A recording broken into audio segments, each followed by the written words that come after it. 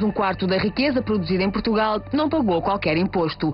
São dados revelados pelo Observatório de Economia e Gestão de Fraude da Faculdade de Economia do Porto. Os números, apesar de escandalosos, já não causam surpresa nos meios que se dedicam à análise deste fenómeno na economia portuguesa.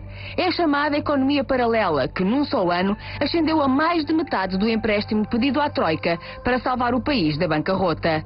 São cerca de 43.500 milhões de euros de rendimentos não tributados num só ano. O relatório revela que, ao contrário do que se possa pensar, não é a chamada economia informal, por exemplo, dos feirantes, o autoconsumo ou mesmo o restaurante que foge ao fisco quando não passa uma fatura, que representa a fatia maior desta evasão fiscal.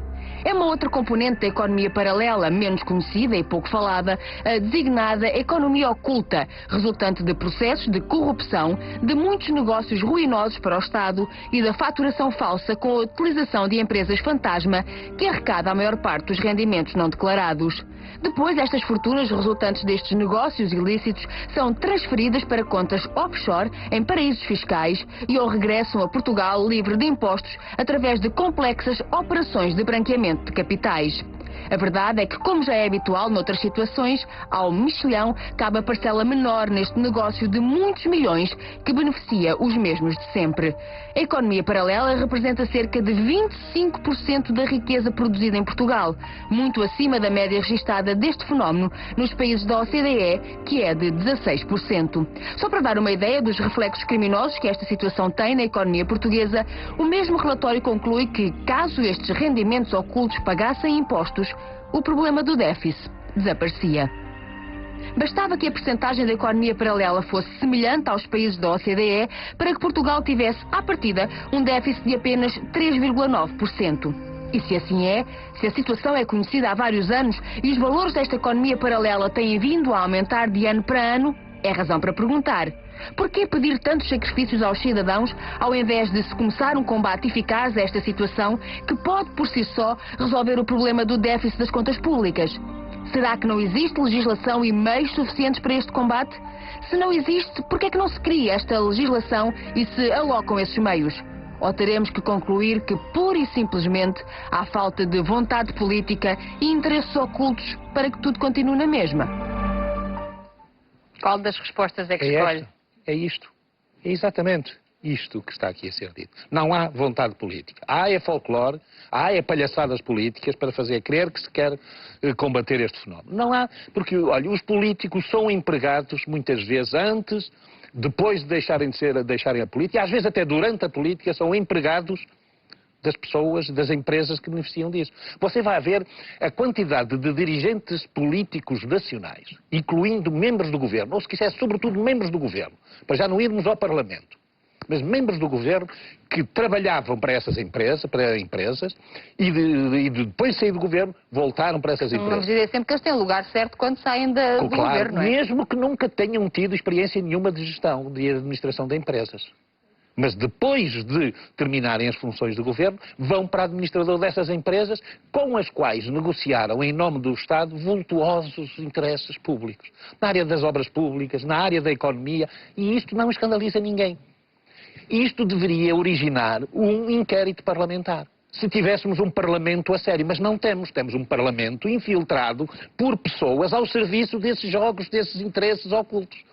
A quantidade de pessoas que patrocinam, pessoas no Parlamento, que patrocinam diretamente interesses privados, interessados nas leis que eles vão produzir, é escandalosa em Portugal. Mas a única coisa que parece que tem preocupado o poder político e os seus serventuários na comunicação social é atacar as pessoas que denunciam isso. É tentar proceder à descredibilização pública das pessoas que denunciam e que chamam a atenção para este fenómeno. Mas então... O vice-presidente do Banco Mundial, em 2004, esteve aqui em Portugal e disse: se não fosse a corrupção, Portugal poderia ter um índice de desenvolvimento económico semelhante ao da Finlândia. A Finlândia é dos países mais desenvolvidos. É um país pequeno, é um país com poucos recursos, mas é dos mais... organizou-se bem. As coisas, a riqueza paga impostos, toda a riqueza, não é só os desgraçados que ganham uma miséria e que têm que pagar para os patrões meter no bolso as taxas sociais únicas e os impostos. Em Portugal as grandes fortunas não pagam impostos. Em Portugal o capital não paga impostos. Quem paga impostos é o trabalho. Quem paga impostos é você, sou eu, são as pessoas que trabalham neste país. Então, mas como é que conseguimos resolver isso? Olha, talvez... Sabe o que é que Porque mesmo que paralisa isto? Vamos lá um bocadinho fazer aqui. Cristina. Mesmo que entrasse alguém, não é, no Parlamento ou no Governo, que dissesse, meus amigos, vamos lá resolver isto, perante tantos, acha que era possível? Baixamos os braços, vamos embora? Não. Não, mas é um O problema da corrupção em Portugal, como no mundo, mas sobretudo em Portugal, não é tanto as pessoas, o país, os jornalistas, os políticos, os seus agentes na sociedade, preocupam-se muito com as pessoas que denunciam a corrupção. O Dr. Paulo Moraes, o Dr. Medina Carreira, até comigo. Não. E sabe o que é preocupante neste país? É o silêncio das pessoas honestas. Isso é que é preocupante. Isto é que revolta. Isto é que nos faz pensar se vale a pena neste país. Se vale a pena neste país haver pessoas que deem um passo em frente e digam o rei vai nu. Que deem um passo em frente e isto é uma choldra. As grandes fortunas não pagam impostos, saem, criaram os offshores. Criaram-se offshores justamente para impedir a ação da justiça. Criaram-se e multiplicaram-se os tribunais arbitrais. Sabe o que são tribunais arbitrais, Cristina? São tribunais em que os juízes são advogados das partes. Então, eu sou um membro do governo, ou sou o representante do governo. Você é uma empresária. Quer me corromper para fazer um negócio. Fazemos o contrato, eu dou-lhe no preço do contrato, do que fica, tudo o que você quer. Depois você a mim dá-me as comissões respectivas. Como é que vamos fazer para que isto não seja conhecido e devidamente tratado? Criamos uma cláusula arbitral mediante a qual vamos para um tribunal arbitral se houver desentendimentos. O tribunal arbitral, você nomeia o seu advogado, eu nomeio o meu, juízes, se viram juízes. Homologam, santificam aquele roubo ao Estado. Criaram tribunais arbitrais para os impostos.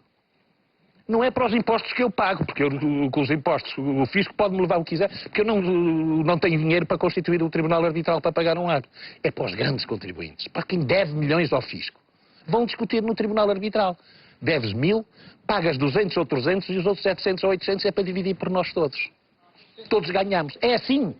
É assim a realidade. Você veja quem é que em Portugal anda a defender os tribunais arbitrais. Essa vergonha. Porque os tribunais arbitrais até podem funcionar bem em privados. Eles acautelam os seus interesses. Agora, quando os dois, o privado e o público, estão interessados em defraudar o público, o tribunal arbitral é uma forma de subtrair o litígio, de subtrair a moscambilha a magistrados independentes e aos tribunais soberanos.